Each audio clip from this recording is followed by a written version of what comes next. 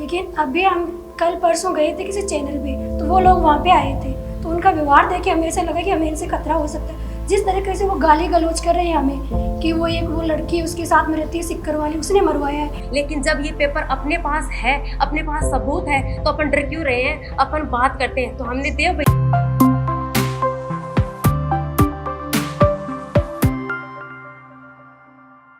बिल्कुल sir, CHO का group नहीं है। CHO हमने 11 CHO महीने सीएचए का धरना दिया था, तो वहाँ पे हम लोगों का ग्रुप बना था। उस ग्रुप में हम जुड़े हुए हैं, उस ग्रुप में हमें गाली गलौज मिल रही है। और ये पेपर सबके पास आया, जैसे भगवान का प्रसाद पड़ता है उस तरीके सबको मिला है। और गलती से इनके पास सेंड हो गया और इन्होंने मेरे को आके बताया, तो मैंने बोला मैं इसकी आवाज़ उठाऊंगी, क्योंकि हम रात दिन मेहनत करते हैं, पढ़ाई करते हैं। हमारे माँ बाप कर्ज उठा के अपन को घर से दूर रख के पढ़ाई करवाते हैं, तो एक पैसे की एक कीमत अपन समझते हैं। तो मैंने बोला मैं इसकी आवाज़ उठाऊंगी। सर वो तो हमने बताया कि पेपर आया, वो तो सारे डाटा हमने उनको दे दिए। इनका मोबाइल भी उन्हीं के पास में है अभी। लेकिन अभी हम कल परसों गए थे किसी चैनल पे, तो वो लोग वहाँ पे आए थे, तो उनका व्यवहार देख के हमें ऐसा लगा कि हमें इनसे खतरा हो सकता है। जिस तरीके से वो गाली गलौज कर रहे हैं हमें कि वो लड़की उसके साथ में रहती है सिक्कर वाली, उसने मरवाया है। सुनीता तो डरती थी इसलिए वो नहीं कर पाई, लेकिन उसने ये किया है, तो इस पहले उसका ही वो करना चाहिए। इस तरीके से गाली गलौज करके वो हमें बदनाम कर रहे हैं। तो हमने तो सत्य के लिए किया है, तो हमेशा हम सत्य के लिए लड़ेंगे।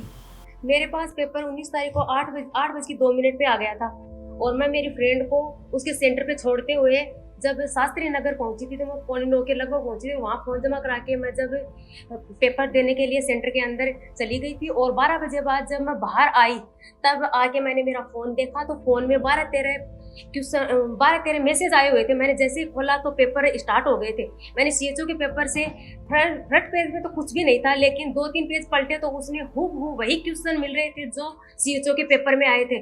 फिर मैं वहाँ से तो ऑटो में बैठ के निकल ली, और मेरी फ्रेंड को बोला कि तुम रूम पर कब तक आ रही हो, मेरे को कुछ तेरे को बताना है। फिर ये रूम पे आई तो मैंने इसको दिखाया कि ये मेरे पास मैसेज आए हुए हैं और इसमें ये क्वेश्चन है। फिर हम दोनों ने कुछ क्वेश्चन मिलाए तो हूबहू मिल रहे थे। फिर मैंने कहा कि अब क्या करें, अपन घर चले या किसी को बताएं। तब इसने कहा हम इसके बारे में आवाज़ उठाएं, क्यों अगर ये पेपर किसी और के पास आता, अपने पास कुछ सबूत नहीं होते तो अपन कुछ नहीं कर सकते थे। लेकिन जब ये पेपर अपने पास है, अपने पास सबूत है, तो अपन डर क्यों रहे हैं? अपन बात करते हैं। तो हमने देव भैया को कॉल किया, उनको बताया कि भैया ऐसी ऐसी बात है कि पेपर आया हुआ है 8:02 पे, और मैंने पेपर देखा है बाहर आने के बाद।